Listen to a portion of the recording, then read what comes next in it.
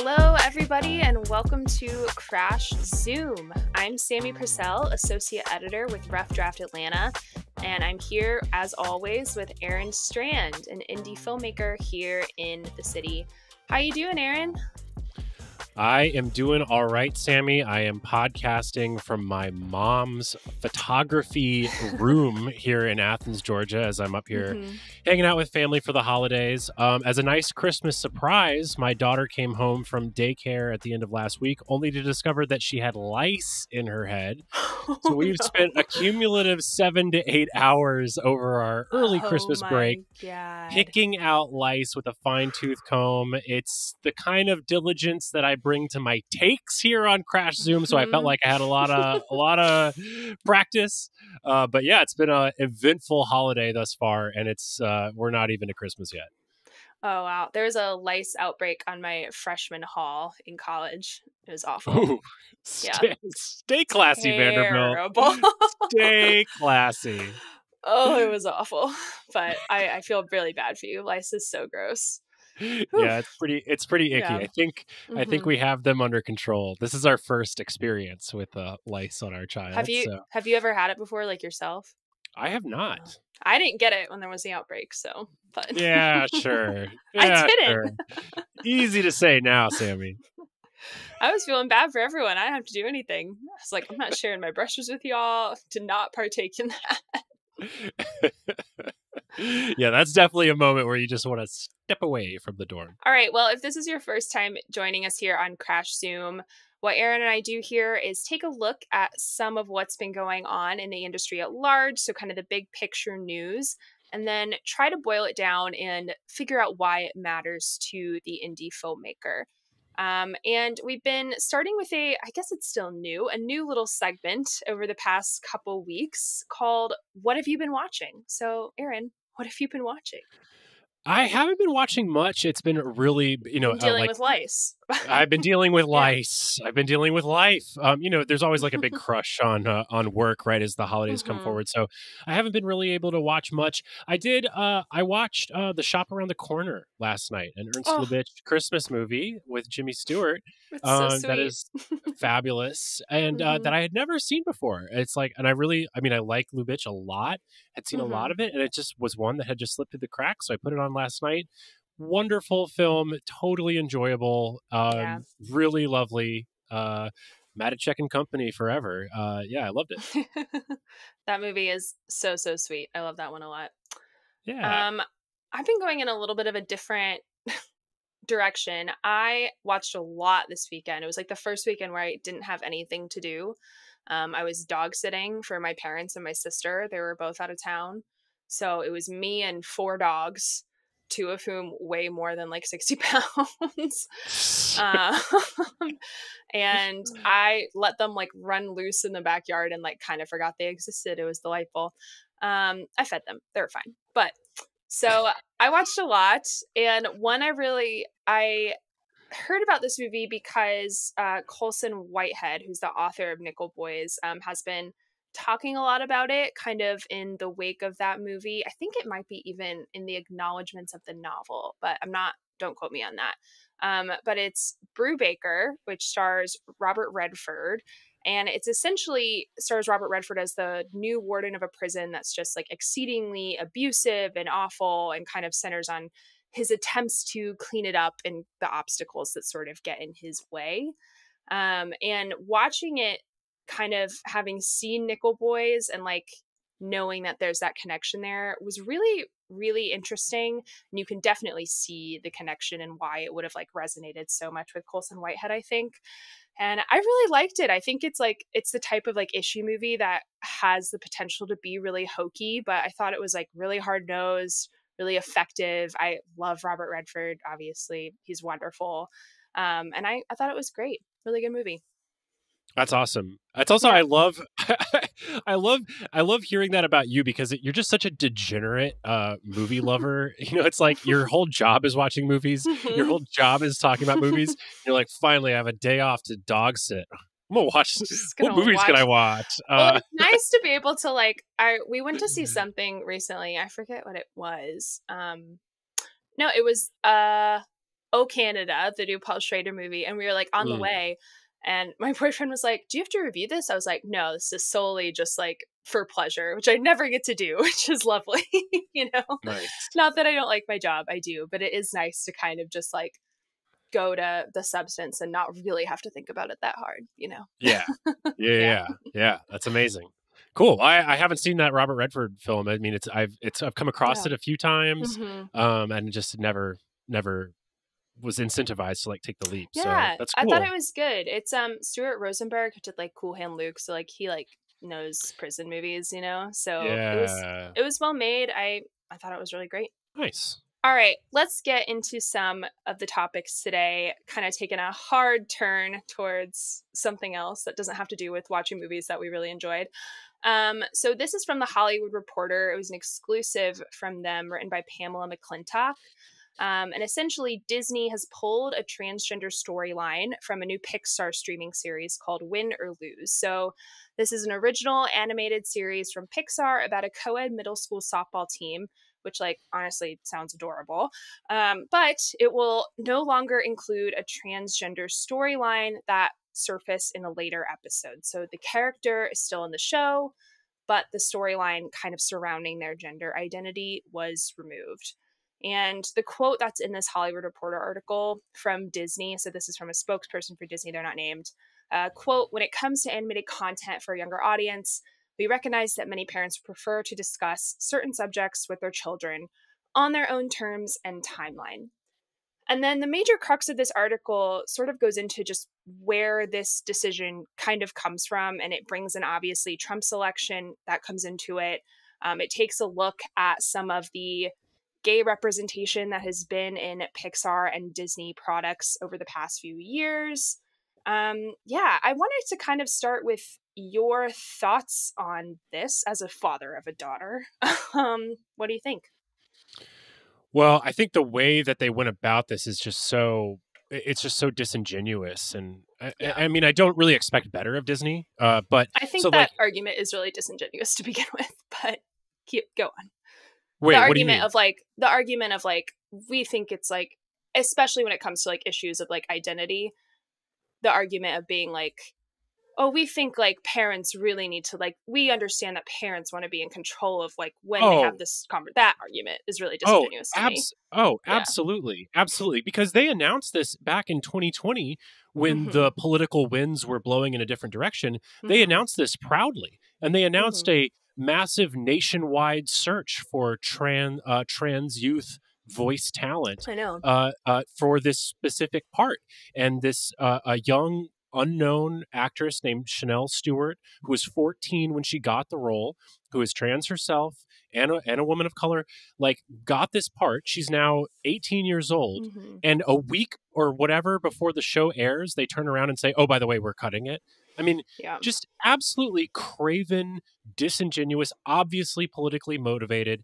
And I mean, like, I could go off on sort of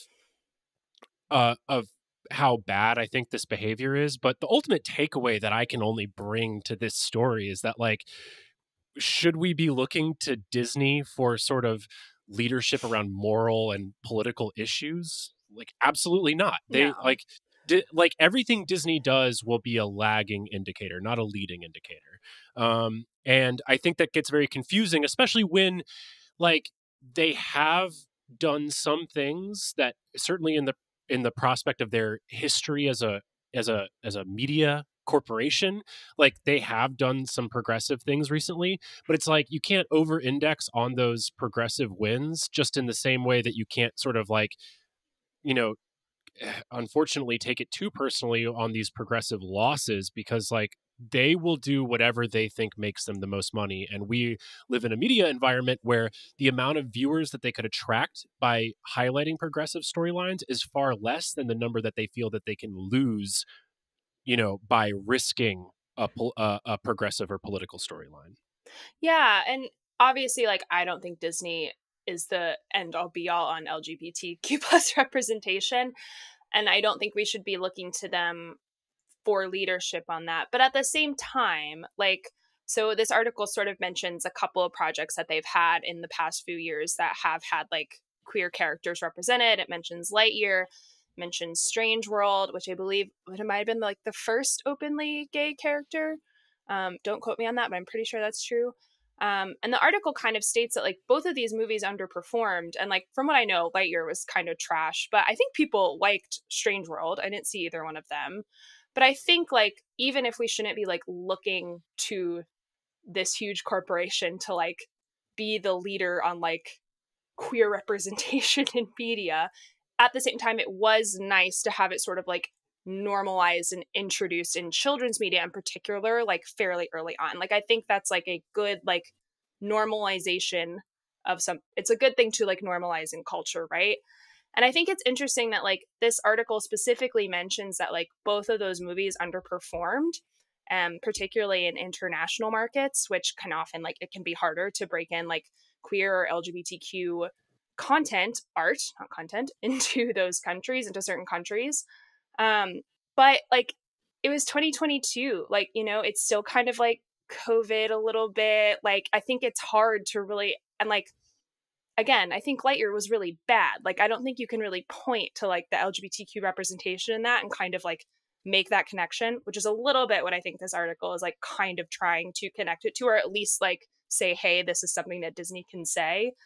But like I just, it feels so icky. And I know that there was something with Inside Out 2 that came out earlier this year. I don't know if this was ever like explicitly confirmed, but there were rumblings that there was a conversation had around the main character of Riley to like make her relationship with another female student seem quote unquote like less gay. So I guess like they cut out like some stuff that could have made it seem like a little more romantic. And I also haven't seen that movie yet.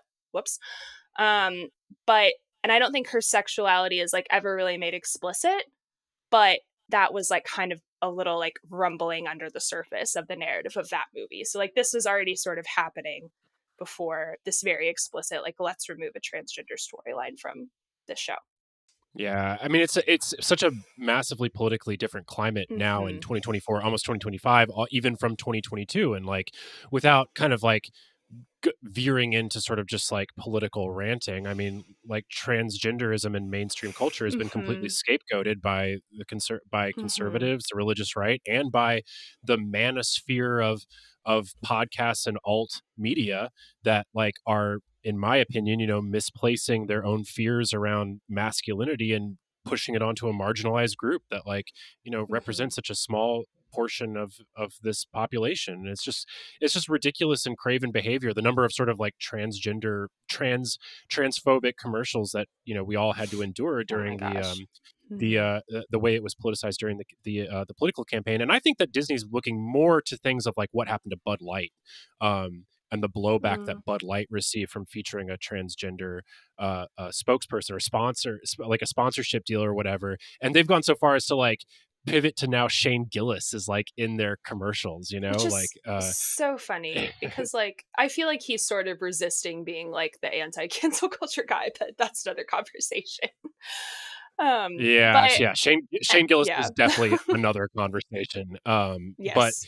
but I think they're looking more at sort of those things and the way that these issues can catch fire within the right leaning like media ecosystem, and how quickly you can lose viewers, not just from a specific show, but from your platform in general. Yeah, I know. It just like, I feel you've already brought this up, but I feel like especially just really bad for this actress.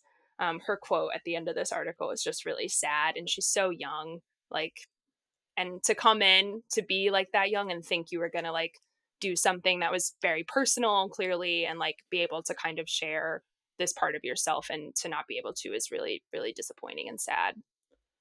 Oh, I think it's horrible. You started all of this off, and I'd never answer your question. You started all of this off by saying, like, what do I think as like a father? Like, I think this is such a missed opportunity to actually, because the other problem is like so often with sort of social issues, particularly within a sort of mass media corporate ecosystem, is that very often it does feel like they treat issues sort of as IP, and they're not really investing in sort of like deeply rooted personal stories. They're instead sort of almost paying like fan service, like to the social issue in a way to like get golf claps from the people who agree with those issues. And that makes for poor storytelling.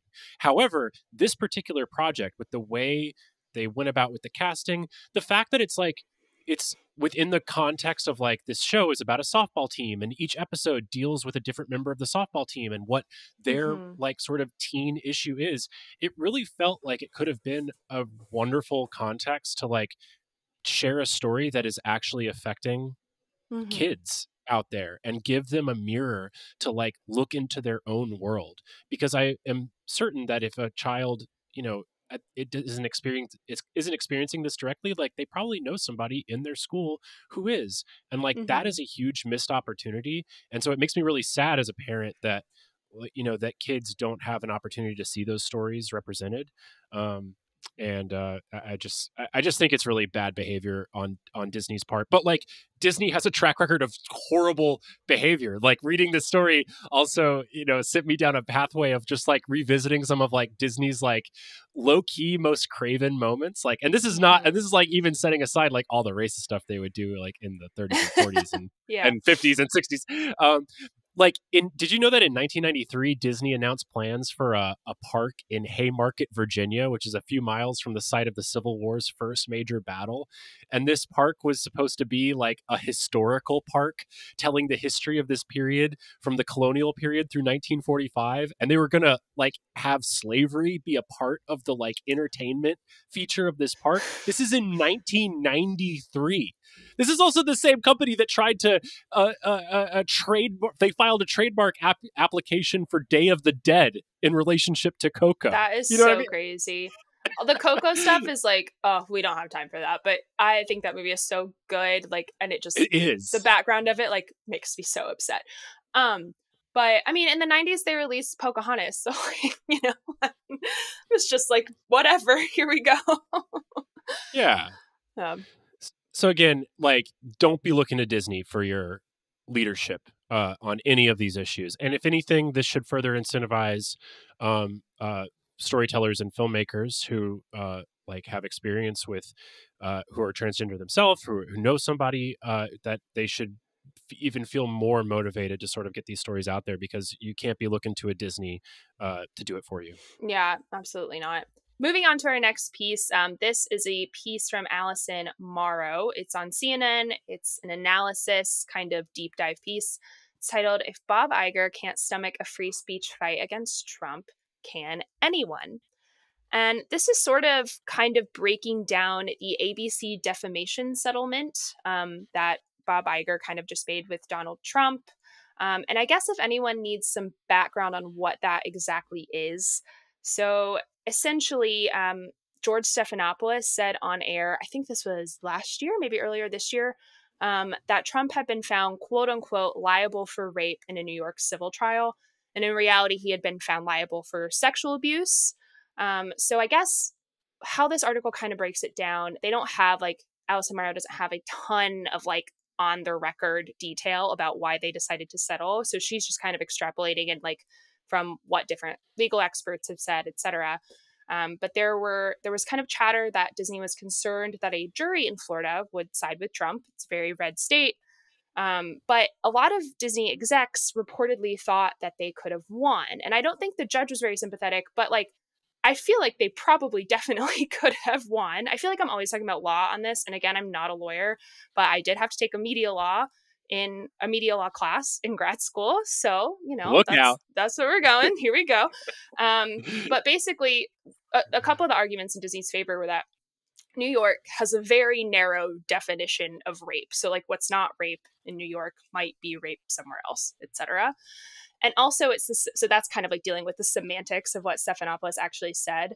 Also, Trump is a public figure, and it's very, very, very difficult to prove defamation against a public figure. You have to prove that the person who said it, in this case, George Stephanopoulos, had actual malice, which basically means they would have to prove that Stephanopoulos said it knowing it was false, which like in this case just feels like really, really difficult to prove. And that's kind of the crux of the lawsuit itself. But the crux of this article is just like the fact that a company this big and powerful, a Disney, backed down so easily might make Trump more willing to sue other media companies. It's not very good for what people can say on the news, which is like very concerning for me and people in my industry. And it's just like a really kind of awful harbinger of things to come. The core problem is that legacy media is so much less powerful today than it was even in 2016 when Trump ran the first time. And it's certainly way less powerful than it was 20 years ago, because while Bob Iger should be able to stand on business and defend ABC News and George Stephanopoulos' integrity and his rights as a journalist, like because all of these journalistic entities live within such greater corporations, like he's looking out for the overall financial health of the entire company, obviously. And it creates huge conflicts of interest. And the fact that ABC is not powerful enough to sort of stand on its own, Trump has floated out revoking FCC broadcast license to even like major legacy broadcasters. And basically like, look, we live in an oligarchy of like very rich people like controlling the vast majority of the wealth and content that are out there. And right now, the people in leadership behave like a banana republic, where they can basically like threaten to pull people away and as a way to use power. And Bob Iger kissed the ring, just like all the other sort of mavens of industry, titans of industry have bent down and kissed the ring for somebody that they were willing to criticize back when it was politically expedient to do so. Yeah, and I feel like what's particularly annoying about Bob Iger is I think he's been pretty like, everyone's going to Mar-a-Lago to like, I was going to say something vulgar, to like kiss Trump's ass, like, everyone's going to Mar-a-Lago. Tim Cook, I think, has just went down there. Like, everyone's going down there. All these media executives, etc. And Bob Iger, I think, has been like, I feel like he's been a little like, well, I haven't gone down there. I'm like, no, you just like paid him $15 million in this BS settlement. So I feel like they've been trying to kind of tout him as sort of like, well, he hasn't gone down there. He's not like acquiescing, but like, yes, you are. It's just legally. Yeah. Oh, yeah. Let's also like throw that detail out. So like the settlement is that they're going to donate, or Disney is going to give $15 million for Trump's eventual like library museum, which sounds pretty big, but it's also like in context, like Obama's library just was finished for $843 million. So technically 15 million is like kind of a drop in the bucket of that effort. But symbolically, like it's pretty clear. But, also like, the Bob, like this whole environment where we like look to these people as like sort of heroes is also like, is so messed up. Like Bob Iger is like not a good guy. Like he's not your hero. In the same way that like Robert Mueller wasn't a good guy. Like Robert Mueller was like an FBI investigator. Like he's not the hero like coming to like save America. Like stop it with this lionization of like people in the government or people or CEOs of corporations who do not care about you. It's incredibly frustrating to me. So the cult of personality is just like across the board. Yeah. And I do think that's sort of like, when I say there, I mean, they're trying to tout him as some like, oh, well, I'm not going down there. I mean, like Disney's PR people. And I hope that no one's like really falling for that. Yes. But, for like kind of both of these stories, like back to back, like obviously it's a pretty like fraught climate for anyone like trying to tell a story sort of outside of like any type of mainstream, right? Like whether that's like a queer story, whether that's a story from a person of color, et cetera, et cetera, et cetera. And I am interested to kind of hear what you have to say about this, because I feel like I've heard you talk about it before. Like, is there like a potential for like an indie scene to sort of like really thrive in that kind of climate? Like I'm trying to find a silver lining. Like, you know what I mean? Oh, yeah. I mean, look, like the crazy thing is that censorship, whether overt in a sort of legal sense or covert in a sort of social sense, is great for independent artists. Like it's only within an environment of censorship that transgressive ideas can get their cool cachet. So I think that this creates many opportunities for independent artists to create more compelling more compelling narratives, because I think in the sort of like the permissive neoliberal media environment that we've been living in for the past 10 to 15 years, like the sort of like Obama era legacy neoliberalism that has, captured America since then. There's been a sort of soft permissiveness as far as like what stories can be told from major entertainment outlets, but those versions are often like very watered down, and they are not truly transgressive against the system that we live in. And I think this creates lots of opportunities for way more interesting and transgressive ideas that will hopefully like energize and bring innovation back to the storytelling side of this art form, as opposed to where the innovation has only been, I think, existing within the technological side of this art form. Yeah. The real magic would be is if we can bring the innovation in the technology with the innovation in the storytelling, bring those together, then we're going to feel like we're living in sort of like the next generation of great filmmaking, American filmmaking anyway. That's so interesting you say that, because I feel like a lot of some of the topics that are coming up have a lot to do with that kind of thing. Yeah, absolutely. I think it's a very exciting time. We should not be feeling sad by this, outside of just like it's a bad thing bummer to happen.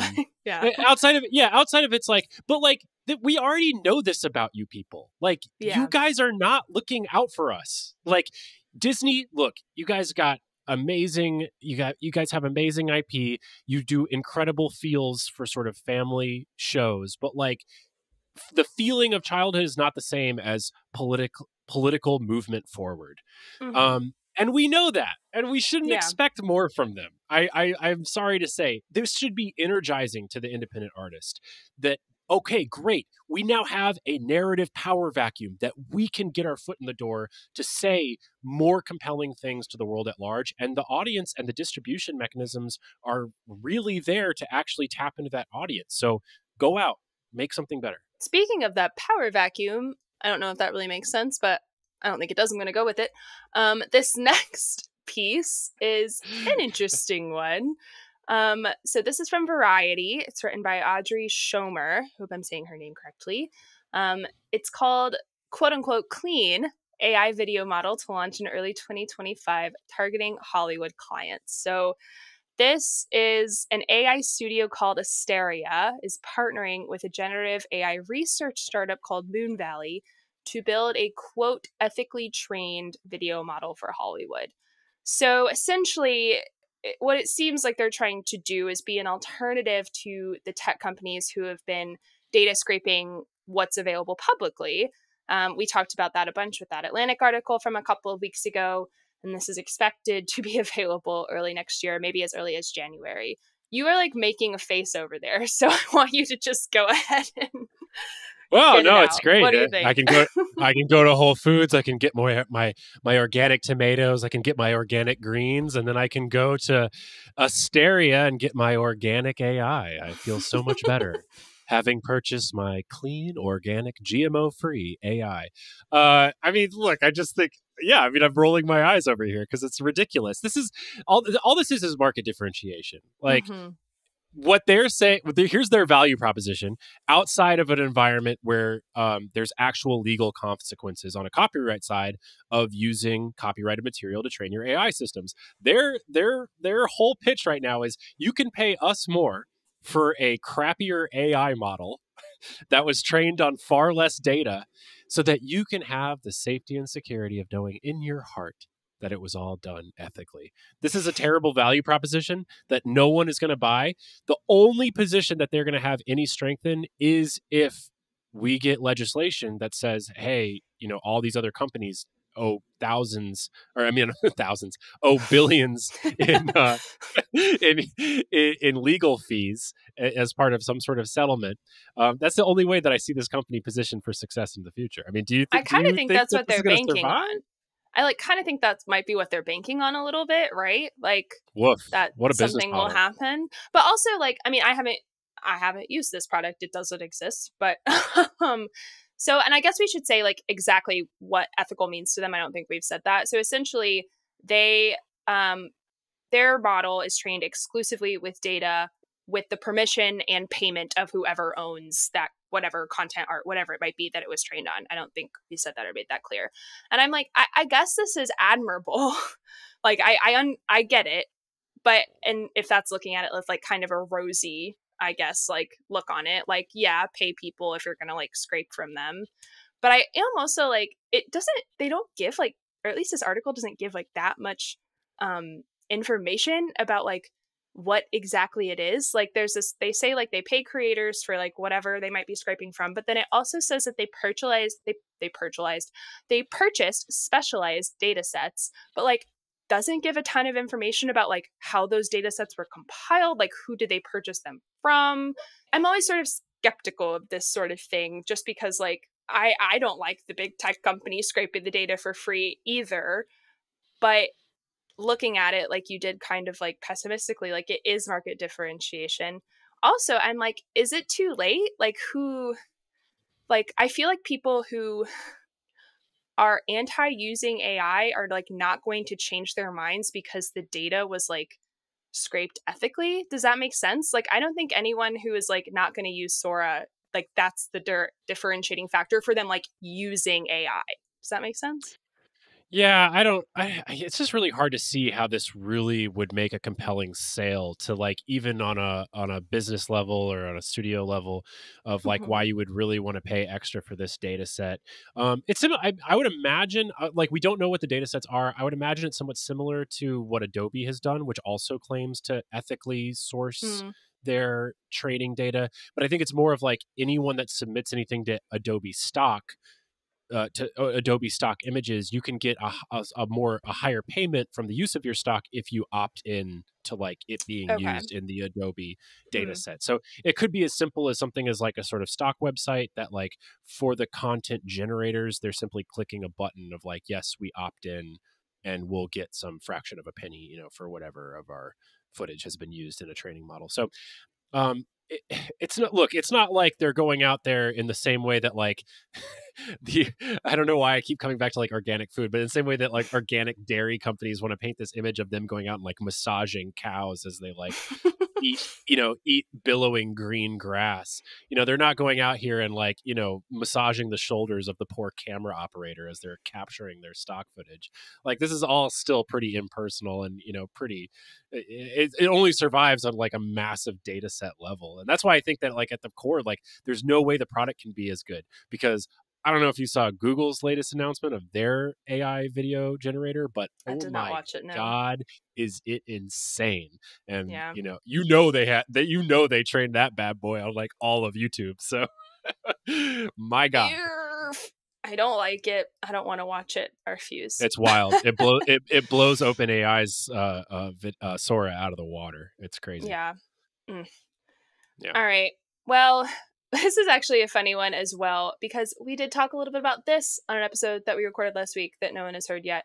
But this is an article from Vulture, and it's titled "Network TV is Officially Back." It's by Joseph Adelian. I hope I'm saying that right. I'm not sure. I apologize if I'm not. But I kind of want to start off this section with just a quote from towards the top of this article, the nut graph, you might say, which I think kind of like bangs down the crux of this article pretty well. So, quote, "After a decade of stories about the death of linear TV, 2024 has seen a boomlet in scripted hits at the networks, welcome news for broadcast staffers, or at least those still employed following years of seemingly endless layoffs. The fact that audiences are responding to traditional weekly television shows, the kind that churn out as many episodes in one season as the most successful streaming shows create during their entire run, true, not only validates the idea that there's room for conventional comedies and drama in a post-peak TV world, it also suggests that viewers still want this kind of television." So essentially, and I think like what I kind of took mostly from this article is that like, yes, of course, there's still a desire for this. We recorded an episode last week that will be coming out soon. And one of our losers for the end of the year was cable networks. And I know we've like talked about kind of the streaming blow and like all the content that's just like content that is just shoved down our throats like at a constant pitch. And it makes sense to me that people would still be interested in something that comes out week to week. Like, they can spend some time with it. They don't like sit there and watch 10 episodes and remember nothing. Like you just get a weekly little boost. But what really stuck out to me about this article is the sort of combination of network show plus streaming boost. Because that's sort of what they're talking about here. So the big sort of example that they use at the start of this article a show Matlock, which stars Kathy Bates, which I am not one of these viewers, but apparently is averaging 13.5 million viewers a week. And that's including streaming on Paramount Plus sort of right after, day after. And this kind of model actually like makes a good bit of sense to me. I mean, Hulu was doing this like in 2009, I feel like I remember when I found out that I could like watch an episode of The Bachelor or Grey's Anatomy like the next day on Hulu if I missed it and being like ecstatic. And I think that combination of like traditional broadcast and streaming is sort of like a good hybrid of the way forward. Like it seems like it's sort of working, at least for like the shows that are sort of the examples in this article, like kind of a sweet spot between like, well, no one's going to watch that because it's just on TV, and then like just like 10 episodes, 10 episodes, 10 episodes, 10 episodes. But what do you think? The calculation is one part of this story that's very interesting because only recently did the Nielsen gauge, was it able to sort of like, did they feel like they had enough data to accurately represent streaming numbers? So this is now we're finally getting these sort of combo Nielsen scores of combining streaming and linear, because as you know, if you've listened to our show before, you know, one of the greatest problems with like measuring the success of streaming and artists even getting paid what they're worth and yada, yada, yada, is that streaming networks by and large don't release their data. So Nielsen has found a way where they feel comfortable enough to calculate these numbers.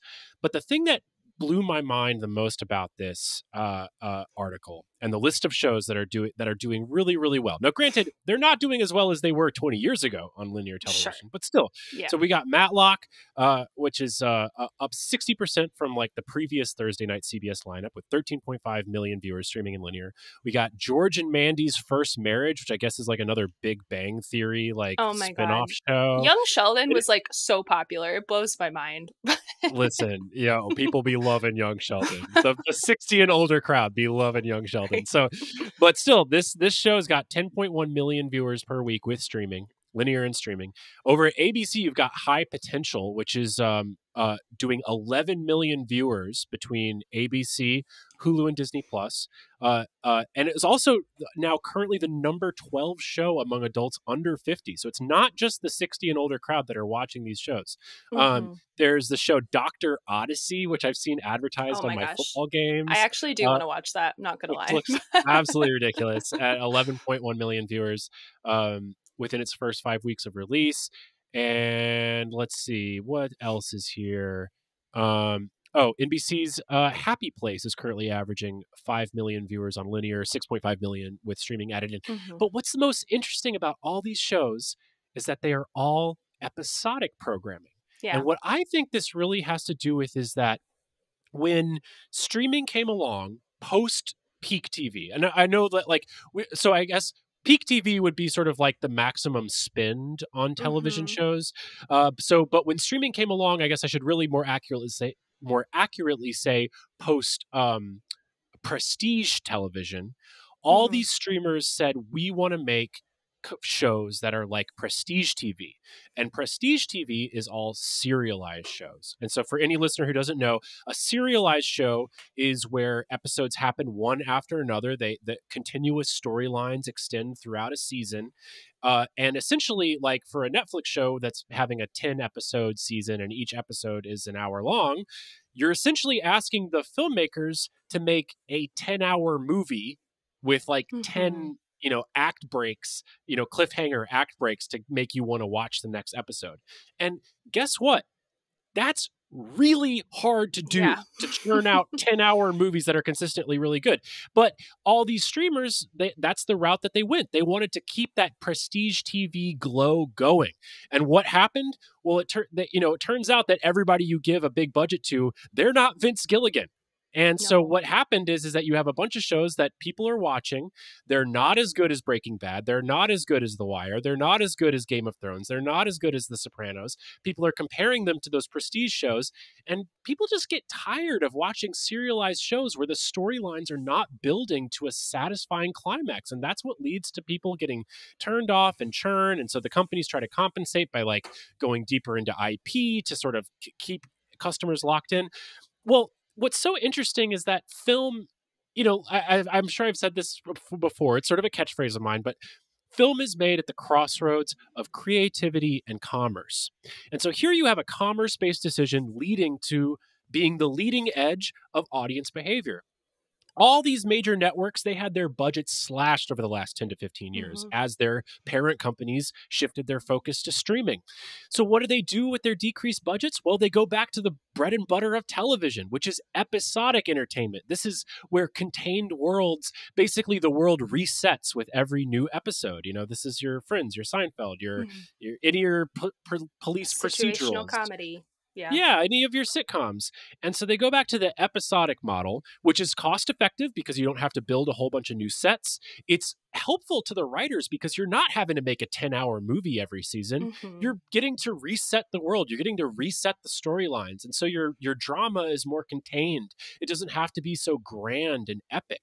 And I think that this has led to sort of a next wave of sort of creative innovation, and audiences are picking up on it because they're tired of like, oh, I'm excited to watch the next Star Wars spin-off show, and by episode 3 or 4 I just want to gouge my eyes out because it's so clear that these streaming platforms are just padding these shows. Like the storylines are not compelling enough to justify the 8 to 10 episode runtime. And so they're going back to the old way, which is that you can watch a tight, coherent narrative over a 30-minute or hour-long program,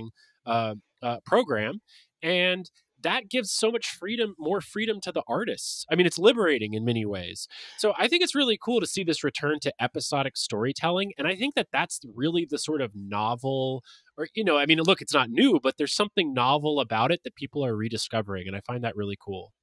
Yeah. And, you know, it's so funny. I like throughout this article, the journalist was kind of talking with like TV execs or different experts, etc. And there's so many quotes where people are like, yeah, like, you know, people really enjoy kind of long form content like this that really allows you to like bond with the characters. And they're saying it like it's like some brand new sort of revelation to them. And I'm like, yeah, no shit. Like, what do you mean? But also to kind of like, obviously, you know, and we said this, like, these shows aren't doing like the numbers that like the shows did 20 years ago or whatever it might be. But something I found kind of interesting is that, so Matlock is the example, 13.5 million viewers a week, which like obviously includes like the streams as well, right? So it's not everyone watching it all at the same time on network TV. But I looked this up, and it's Google, so like, you know. But something I found really interesting is I looked up the first season of Lost, like the average kind of viewership. And obviously this is average, so like who knows, maybe 100 million people watched the first episode. I don't know. But the first season of Lost apparently averaged like 16 million people a week. And obviously that is everyone watching it at the same time, which is like what's so wild about it. But like 13.5 million isn't that much lower. You know what I mean? Which is kind of crazy to me. Absolutely. Yeah. Like these are good numbers for television in 2024, and should be really encouraging to these institutions, the NBC, ABC, CBS, the legacy, like big three media broadcast networks, who at their core are really good product companies. They're really good at making really good products. And hopefully this is momentum that they can build upon, and they can further sort of like dial in, you know, this linear to streaming pipeline as they continue their transition process out of the linear space and into the streaming space. Yeah. All right. Speaking of transitions, I'm going to do one right now. This is one I'm actually really looking forward to talking about. But Sammie, you have the most self-aware segues in the business. Thank you so much. But this article came out a while ago. So it's a little old, but I found it like kind of endlessly fascinating in a lot of different ways. It's on Vulture. It's from Matt Solar Sites. I think that's how you say his name. He's a great Twitter X Blue Sky follow. He's a really good writer. I always enjoy reading his stuff. But it is titled Why Barry Jenkins Gave Up His Improvisational Shooting Style to Spend 4 years Making Mufasa on a Soundstage. And essentially, Matt spent like, seems like months and months and months sort of with Barry Jenkins and his team while they were making Mufasa. And kind of overall, what I found really interesting about this article is I thought it was an interesting like in-read into someone's thought process like an indie auteur, which like we see this kind of happen a lot. Chloe Zhao takes Eternals, Ryan Coogler takes the Black Panther movie. It happens like quite a bit. And Taika. Taika, yeah. And I think it gave like a really interesting insight into the reasons why somebody like might take on this type of project. And I think the thing that's interesting about Barry Jenkins, and I'd love to sort of like kind of hear your thoughts on like how you feel about his movies in general, kind of excluding Mufasa, which I haven't seen yet. I could not go to the screener. But I thought he was pretty frank about like most of his thought process. Like the way he describes kind of deciding to like take on the movie was kind of honestly #relatable. He was like, well, the script wasn't that bad, and like I get to be home. It's a controlled environment. It's a good payday. And at the end of the day, I guess I can kind of experiment with like these visual effects and see if I can do something like this. And while sometimes I thought it sounded a bit like a kind of defense mechanism of like, please understand why I took this job, I thought it was pretty interesting how like kind of clinical he was about it for the most part. And then at the end, everyone on his team, including him, was like, well, we don't want to do this again, which I found really funny. I just like thought it was like a very interesting look into someone who I really respect as a filmmaker. And I should say, like, he wrote the script for The Fire Inside, which also comes out this Christmas and is quite a good little movie directed by Rachel Morrison, boxing movie. But I don't know. I just thought it was like a really kind of fascinating, sometimes bleak, sometimes funny, like look into the reasons why people sort of like take on these projects as like very interesting filmmakers, like taking on a not very interesting thing, you know? Yeah, absolutely. Well, make no mistake about it. Being an American filmmaker is incredibly hard. Yeah. Certainly one with artistic ambitions. Mm-hmm. I as someone who is trying to do that, I do not envy me. And I don't. And as much as I envy Barry Jenkins, if you're not in this game, like you shouldn't be envying Barry Jenkins either. Yeah. So let's give a little bit of background here. So Sure. Barry Jenkins, FSU film grad, kind of like finds his chief collaborators in his film school, Mm-hmm. and then builds up. And I'm not super familiar with his early career films because it was introduced to him in the way that most people were with Moonlight. Yeah. Mm-hmm. Have you seen any of his pre-Moonlight stuff? I haven't seen. No, I haven't. I guess that's a short answer to that. Like I know of it, but I have not seen it. So the two that I've seen are Moonlight and If Beale Street Could Talk, which is probably my favorite. But out of those two, although Moonlight is great. Really? Wow. Wild take, Sammie. I had a really lovely time at that movie, which is a weird thing to say because it's quite dark, but I don't know. Yeah. Oh my God. Mm-hmm. I listen, I don't mind sounding like totally basic. Moonlight is such a superior movie. Moonlight is I don't so know. good. It might have to do with my theater experience for watching If Beale Street Could Talk. It was like one of the greatest. It was, I don't know. I just like, I don't even know why it was so great. I was just like in a great mood. I was really locked in. That's one of my favorite scores in the entire world. Like that Nicholas Britell score, I think, is just like his best work. It's absolutely stunning. Yeah, I don't know. I like really connected to it that day in the theater. But I'm very happy for you. The movie's still mid though. But no, come on. Hey, your experience 10 out of 10. Movie solid 6. So anyway, but he bursts on the scene in this miraculous way with this movie Moonlight, which was produced for like 2.5 million, 3 million, somewhere around there. Yeah, it's pretty cheap. Yeah, it goes in. It had an initial theatrical run for I think it like before the Oscars. 1.5 million. So 1.5 million. I think it made like 4 million pre Best Picture, and then comes out and makes another 4 million on the backside of that Oscar win. You know, it's one of those movies that was like excellent on its own. It also just happens to capture the national zeitgeist in this sort of post Oscars so white backlash, and like with the early early Black Lives Matter sort of movement and this like hunger for non-white storytelling like on a big American stage. And of course it has this huge blow up at the Oscars with La La Land like La La thinking they Land win thing, the Oscar, and like, yeah, of course. So it's this incredible, I mean, just like literally like miraculous. I mean, the greatest thing that you could happen to a filmmaker. But I can promise you that Barry Jenkins did not make as much money from that experience as you would think he did. No.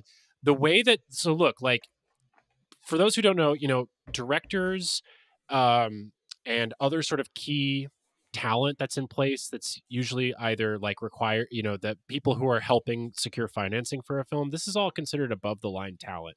It's usually like a one fee buyout, and depending on how much power you have over the project, you can then negotiate back-end points, which usually entitle you to some degree of net profit from the project. Now, this is where things get a little tricky because net profit and gross profit are very different. Gross profit is your total box office haul, but you have to pay back a ton of debts. You got to pay your marketing teams. You got to pay all this stuff. So at the end of all that, you are left with like very, very little money that then gets chopped in like 50 different ways for all the people that have some sort of ownership stake over the property. And again, like, I don't know Barry Jenkins. I'm not his accountant. I don't know what's going on here, but I seriously doubt that for the years that it took him to make Moonlight, to market Moonlight, to be like the Moonlight guy, that he made like $200,000 a year. No, and I was just looking at I want to make sure we got the actual gross that it did. It was 27.9 million in the United States and Canada. So that's not, I mean, that's like good based on its budget, but you know. Yeah, totally. Yeah. So way better than I was giving it credit for. However, that still comes with an Oscar PR campaign, and those things ain't cheap. Look, like, there's a lot of expenses that go in, and I would seriously doubt he was clearing $200K like per year for what he was making. And this is also coming on top of years of sort of struggling in poverty, which is like what you do when you're trying to like make it as a filmmaker. Like, you don't make a lot of money. Like, this art form is not valued in the material sense for a working filmmaker. It's valued a whole lot, like emotionally, like in all of our lives, but very seldomly does, only for like the 1% of filmmakers does that translate to actual financial value. And it creates this huge problem because then all of a sudden you're now on like the biggest stage in film. You're on a huge cultural stage. You're going to be surrounded by all these people who make tons more money than you. You're also going to live most likely in Los Angeles or New York, which are massively expensive places to live, and you want a quality of life. You feel like you've earned that. And to Barry Jenkins' credit, he then pivots. He does If Beale Street Could Talk, like another very indie, very like innovate. You know, he's trying to innovate. He's trying to like tell interesting new stories. He's trying to do new things. Very cool. He then goes to the Amazon route and he develops the Underground Railroad. Oh, yeah, so good. Did you watch that? For Amazon? I have not. It's very good. That's great to hear. I mean, that's awesome to hear. What I do know about Underground Railroad is that they went way over budget. Yep. He talks about that in this. He's like, shoot. And like, not only did they go way over budget, they went way over budget, like, after they built the sets. Like, they didn't roll a frame and they're already over. And Amazon like stuck them with this like accountant showrunner that like basically like, and like that, listen, that's no fun if you're like, I'm out here trying to make art, you know, and I thought I had the backing of this major conglomerate to help me do it, and now all of a sudden I got their accountant up my ass, you know, looking over every receipt that I print. I mean, just this is like horribly stressful ways to live, not to mention that he's living in Georgia this whole time, which like me and Sammie can attest is great. But basically you're living in Georgia, you're living in a hotel room, you're away from your house, and you're doing incredibly stressful things on a daily basis. And it's like, what the hell? Like, I've made it in this industry. I have won the lottery as a filmmaker, and still my quality of life sucks. And that this is the he's living like the dream, and this is still getting to the crux of American film, which is that like the American film system is totally market driven. We don't have a federal subsidy for films. We don't have a film fund on a national level. We don't give any money to the arts. We give less to the arts than any than any first world country, developed country on the globe. It is totally market driven. And what that means is that if you have a flop as a filmmaker, you are done. You will never get the opportunities that you did once upon a time. So what are filmmakers to do? Like, especially when you want to capitalize on the success you have. Well, all of a sudden you get an offer, not just from Disney, that's going to pay you, a huge sum of money to helm a huge film that enables you to work on a soundstage in Los Angeles. It also taps you into like the Disney royalty pipeline. Like Barry Jenkins, by doing this, he's going to be hanging out with Beyonce. He's going to be working with Lin-Manuel Miranda. Like he's building connections that are going to help him for the rest of his life. And he gets to go and hang out with his wife, Lulu Wang. Yeah, he gets to go home. Another filmmaker. Chill. He gets to go home at the end of the day. And on top of that, he gets to play with the most high-tech toys that are available. Yeah. And look, all you have to do to get all these benefits is that you have to live with the fact that you are making Mufasa, live action Mufasa, which is embarrassing, it's cringy, and it's a stupid waste of your talent. However, we all have to make these really difficult cost benefit analysis. So like when you first sent me this article, I genuinely thought I was going to come onto this podcast and go do some sort of indie rant about Barry Jenkins. But like, dude, I totally feel for him. Yeah. And his career choices are symptomatic of a completely unforgiving American film environment that does not prioritize artistic innovation in and of itself, and basically forces everybody to regress back to the mean. Yeah, and that's why I sort of brought up the Fire Inside, just because I did want to be like, he is like, he wrote another movie that is not like this at all, that feels very more sort of like in his wheelhouse.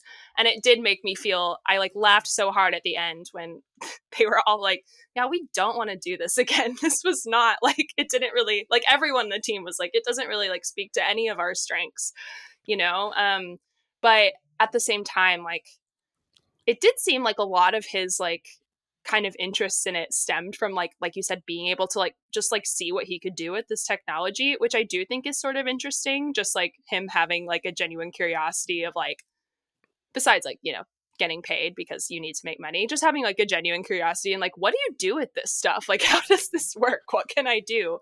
Which all of that, I would like encourage anyone to go read this. It's really well written, but like the whole description of what they actually have to do to shoot this is like bonkers to me.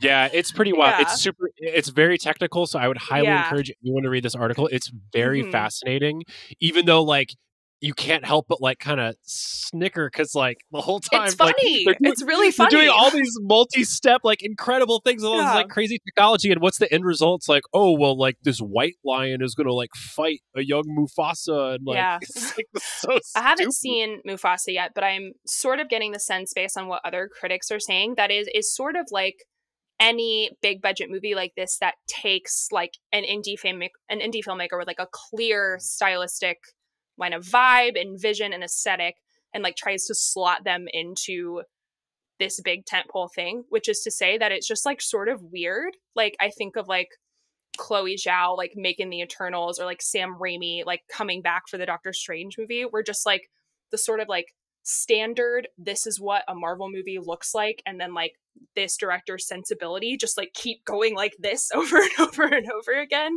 And it just like, maybe it's like a little more interesting looking than like if it were to be made by someone else, but it's not good. Like, you know what I mean?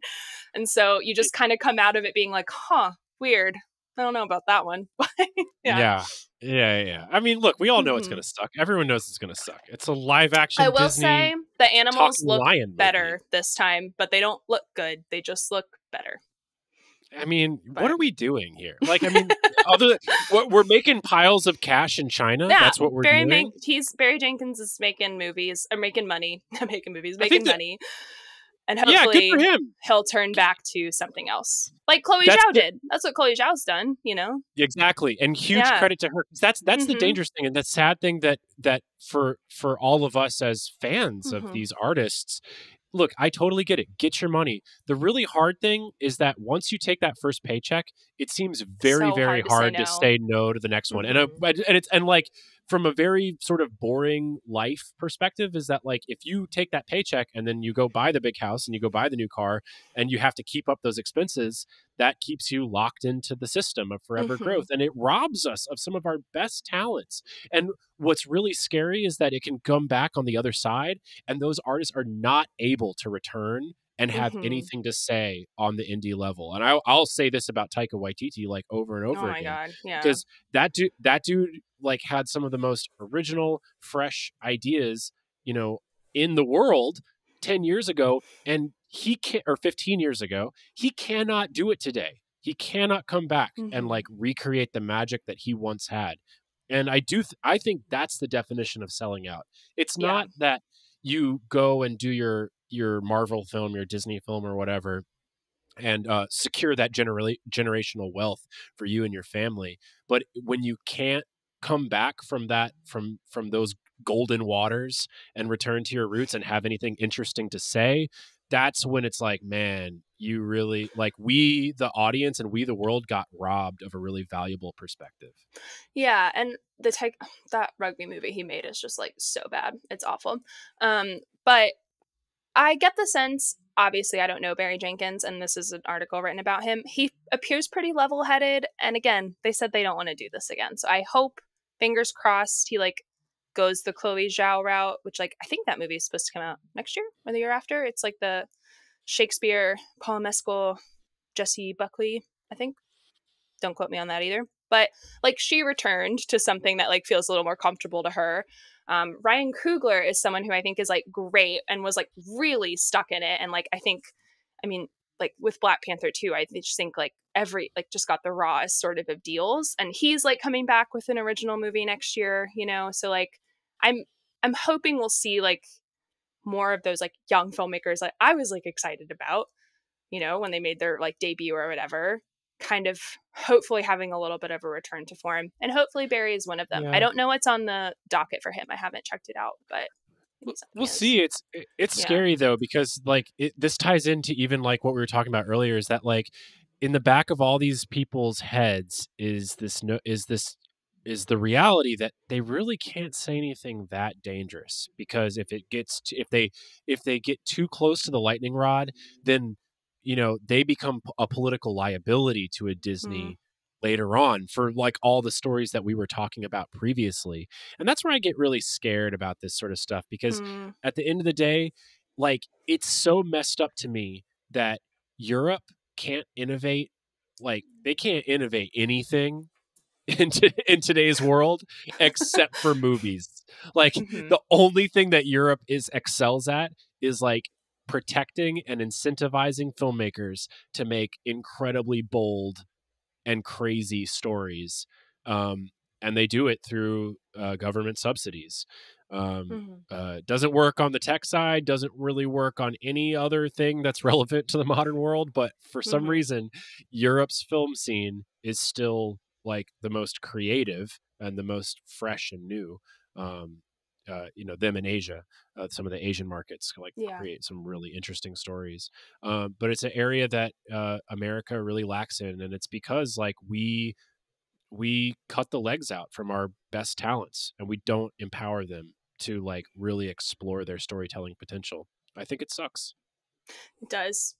Side note, there's nothing on IMDb as far as the next Barry Jenkins project, but he is a producer on Sorry Baby, which is going to be at Sundance next year.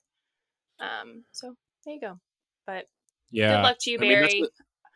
Yeah, good luck to you. And I hope to God that you don't go down the route of just taking your checks from your producer name being attached to a bunch of other stuff too, because that's also a slippery slope, and one that like Phoebe Waller-Bridge has fallen down and that I've commented on previously. Yeah. All right, that is everything we have today, but we're going to end with a little hope, a little happiness. So, Aaron, what's making you hopeful/happy this week? Yeah. This segment kind of reminds me of like, did you watch The Daily Show? Like back in the day, they had their moment of zen at the end of the show. This is our moment of zen here. I was listening to an episode of The Town last week, the most recent episode of The Town, where Matt was talking to the head of the like union of theater conglomerates together. Anyway, they're sort of talking about like sort of the future of what the theaters are doing and sort of some of the investments they're making like in the theatrical experience. And it also just brought into context of like the theatrical experience has had such an amazing back end of 2024. There's been a real upswing. The fact that they are only down like somewhere between 3 and 2% into like box office from 2023 is miraculous considering what the numbers were 6 months ago.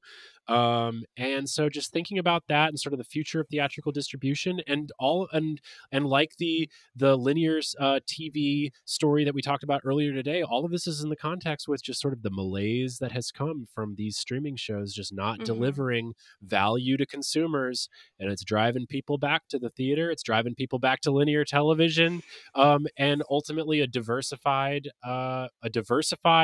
media environment is a healthier media environment because we see the problems that come from too much power grouped into major corporations. So that's what's making me hopeful. Yeah, that's part of mine, or at least the movie part of it is, you know, when I was little or when I was younger, I feel like we would often like go see a movie on Christmas Day. Like it was kind of a family thing. We go like in the afternoon, you know. And then we stopped doing it for like quite a long time. And, you know, part of that was like pandemic related. But even before that, we just like stopped really going. And we're going again this year. Very exciting stuff. What are you going to see?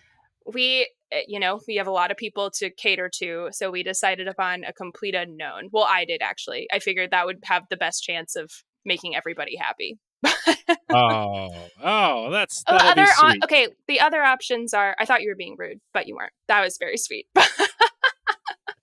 Oh, that's very sweet. Oh, that'll be great. Like the other options are like Nosferatu and Baby Girl, which just like I cannot imagine my parents like having a good time. So I think you went with the safe choice. Yes.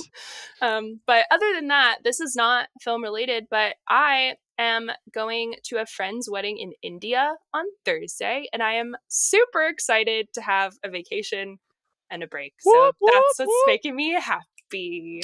Very exciting stuff. Sammie's going to be partying it up in Rajasthan for the next 2 weeks. We can all be very jealous, but she'll come back and she'll tell us all about her travels. I will. And I can't wait to hear it. Share. So excited. Yes. It'd be very exciting. Maybe catch a Bollywood movie in a cinema over there. Who knows? I know. I want to try. I don't know how much like downtime we'll have, but that would be delightful if we can make that happen. Yeah. I'm sure you can find some Shah Rukh Khan playing somewhere. Yeah. Anyway, if you enjoyed this episode, please be sure to follow us on our own feed, the Crash Zoom podcast feed. We are going to be stopping episodes on the Behind the Slate feed very, very soon. So please, if you're listening to the show, please, on whatever app you're listening to, Spotify, Apple Podcasts, whatever, subscribe to the Crash Zoom feed because we're going to be switching over to that feed exclusively. You can follow us on Instagram and TikTok at Crash Zoom Podcast, and you can email us crashzoompod@gmail.com. That's crashzoompod@gmail.com. Sammie, this has been wonderful. I hope you have a very Merry Christmas, and I look forward to speaking to you in the new year. You too. Merry Christmas. Happy holidays, everyone. Bye.